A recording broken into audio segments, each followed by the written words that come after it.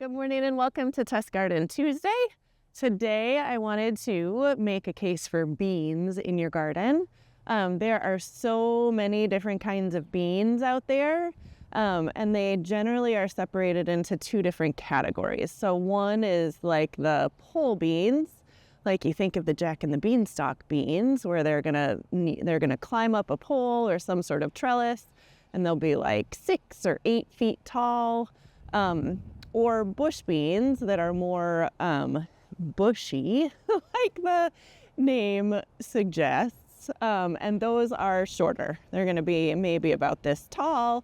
They'll have like a bushier habit. The beans will kind of dangle down. And with all of these beans, we have some where we eat the pods, like the string beans. We eat them green in that full pod.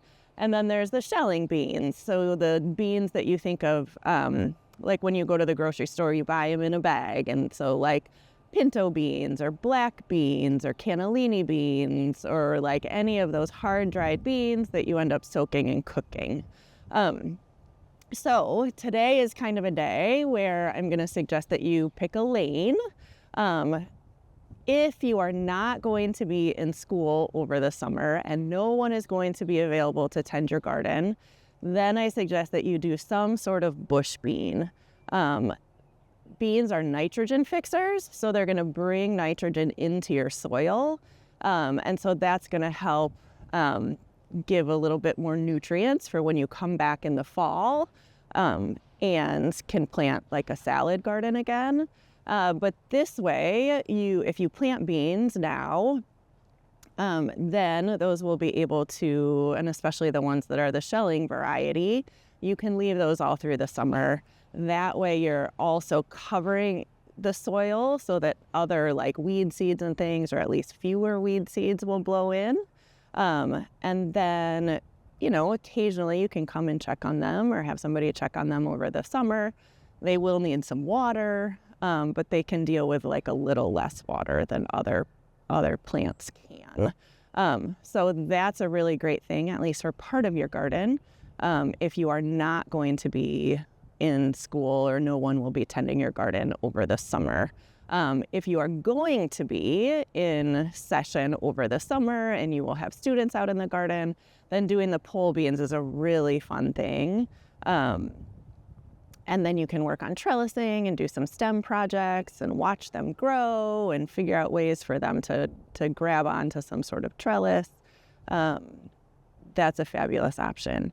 Today, what I'm going to show you how to plant, we'll just go over in general some bean planting, but I have these, they're called French horticultural beans.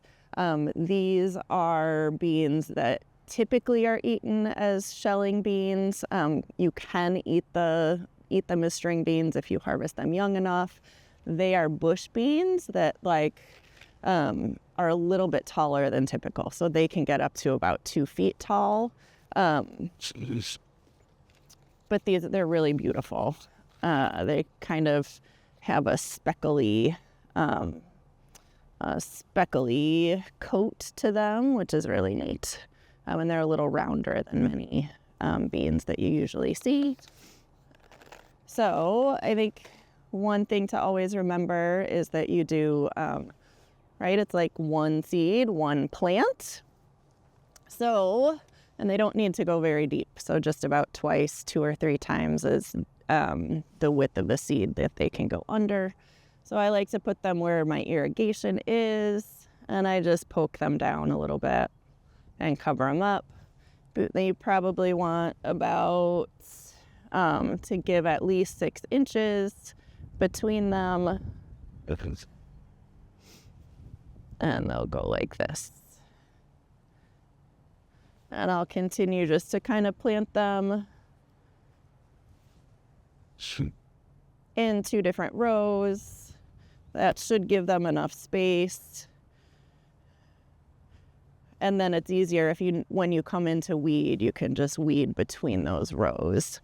As far as timing of planting beans, 60 degrees is the temperature of the soil where they will start to germinate, like 60 and up. And so Usually May is when we can plan on that. So beginning of May is a great time to plant those.